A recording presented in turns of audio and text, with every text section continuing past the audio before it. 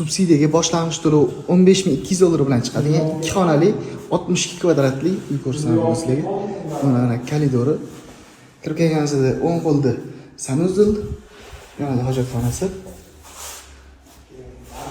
Chap tarafda oshxona. Oshxonaga gaz plita bilan o'tishga qo'shib beriladi. Manzarasi oynadan. Hop. Kirib keluvchi eshik.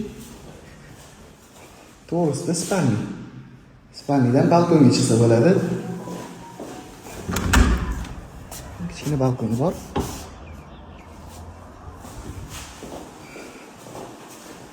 Chap tarafida zal.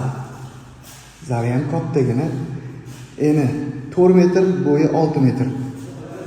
Bu uyimizda subsidiyaga 15.200 bilan chiqadi. Ipotekaga 17.5 ming dollar bilan chiqadi.